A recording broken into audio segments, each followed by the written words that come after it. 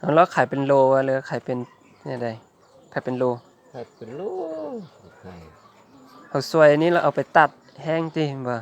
แม่นบ่อืมเราขายอยู่ตลาดโลนึงน่ะอันคันเอาปุกโลนึงละโลนึงละแสน แล้วขายอยู่บ้านนี่เนี่ย โลนึงก็70-80เท่านั้นล่ะอยู่นี่น่ะ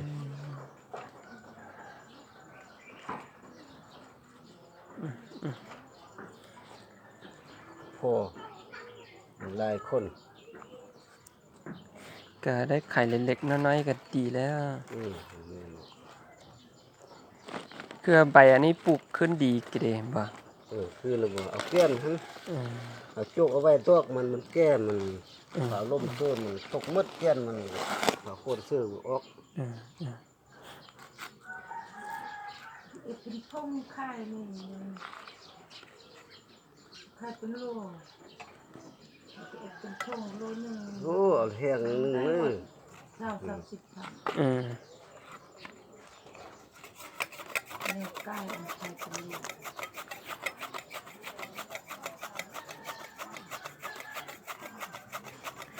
ในนี้คันมีเข้ากับดีแห้งเนาะมีเข้าดี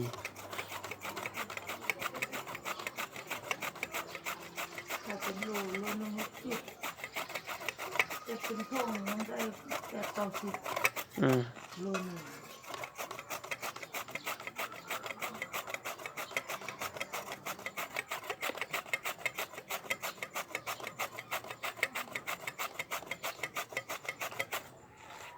มาซื้อเต็มค่ำพุ่น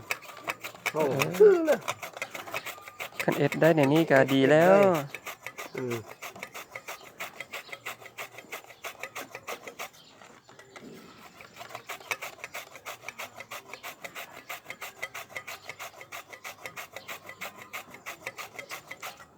กินยาซ่องเนี่ยสูบยาซ่องเนี่ยโอ้ยน้ำเป็นไอ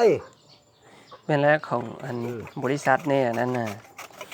บทท่อของธรรมศาสตร์นี่ก็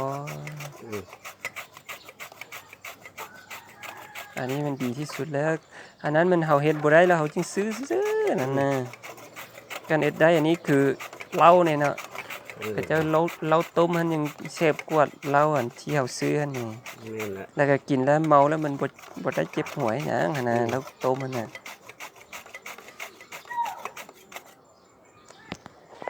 คักหลาย